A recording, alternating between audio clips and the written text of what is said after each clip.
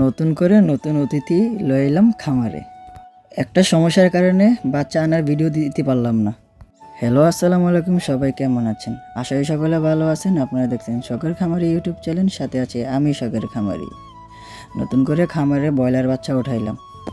বাচ্চা ওঠানোর 3 দিন পর আমি ভিডিও করতে আসলাম। বাচ্চা উঠাইছি 3 দিন হয়ে গেছে, কিন্তু এখনও নিচের যে পেপারগুলো ওইগুলো চেঞ্জ করা হয়নি। তাই সকাল সকাল ঘুম থেকে ওইটা আমি আর আমার বাগনা মিল্লা চলে এলাম খামারে। খামারে এসে দেখি মুরগিগুলা পেপারের যে মলগুলা ছিল ওইগুলাতে গায়ে লেগে পুরো ভিজে চুপচুপা হয়ে গেছে। তাই বেশি দেরি না করে তাড়াতাড়ি লেগে পড়লাম কাজে।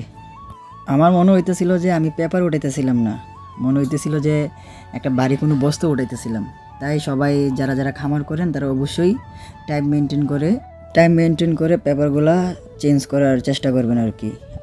কারণ ব্রয়লার মুরগি আনার 1 সপ্তাহে ব্রয়লার মুরগির বাচ্চার উপরে যে রোগবালাইয়ের যে চাপটা, ওই চাপটা থাকে আর কি। তো সবাই সর্বদা চেষ্টা করবেন যাতে টাইম মেনটেন করে টাইম টু টাইম সব কিছু করার যায়। আমার সমস্যার কারণে দ্বিতীয় দিনের কাজ তৃতীয় দিনে করতে হয়েছে। আমি পেপার চেঞ্জ করতেছিলাম আর বাচ্চাগুলোকে দেখতেছিলাম।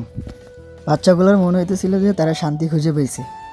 মুরগিগুলো ব্রোডারের ভিতরে একবার ওই পাশে যায়, একবার এই পাশে যায়। মনে হইতেছিল তারা অনেকদিন পরে খেলার সুযোগ পাইছে। বাচ্চাগুলো দৌড়াদৌড়ি দেখে নিজের কাছেও ভালো লাগতেছিল। কার না ভালো লাগবে, কারণ এত টাকার জিনিস যদি অসুস্থ হয়ে পড়ে থাকে তাহলে নিজের কাছেই খারাপ লাগবে। আর যারা ব্রয়লার খামার করেন তারা অবশ্যই গ্রেড মানের ভালো বাচ্চা নেওয়ার চেষ্টা করবেন, কারণ ব্রয়লারের ভিতরে অনেকগুলো কোম্পানি আছে যারা ভালো ভালো বাচ্চা দেয় আর কি। আর যারা খারাপ বাচ্চা দেয়, আর চেষ্টা করবেন সবসময় নারিশ কোম্পানির বাচ্চা নেওয়ার। কারণ আমি যতবারই খামার করছি, খামারে বাচ্চা উঠাইছি, সবসময় নারিশ কোম্পানির বাচ্চাই উঠাইছি। তো সর্বদা চেষ্টা করবেন যাতে ভালো ভালো বাচ্চা আর গ্রেড বাচ্চাগুলো উঠানোর চেষ্টা করবেন। খামারে ভালো বাচ্চা না উঠাতে পারলে আপনার প্রফিটও কমে যাবে, কারণ যদি আপনি নর্মাল বি গ্রেডের বাচ্চা ওঠান তাহলে আপনার খামারে বাচ্চা মরার গ্যারান্টি বেশি থাকে আর কি। তো পেপারগুলো বিছিয়ে দিয়ে তারপরে মুরগিগুলোরে পানিগুলো আর ওষুধের পানি আর সাইডে পেপারের উপরে আপনার খাবার ছিটিয়ে দিতেছিলাম আর কি। কারণ পেপারের উপরে খাবার ছিটিয়ে দেওয়ার কারণ হইতেছে প্রথম অবস্থায় বাচ্চাগুলা আপনার পাত্রের মধ্যে খাবার খেতে পারবে না আর কি। যে মহিলা পেপারগুলো উঠেছিলাম ওইগুলা খামার থেকে খুব একটু দূরে নিয়ে ফালাই আসলাম।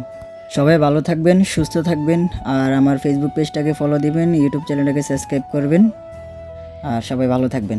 আসসালামু আলাইকুম।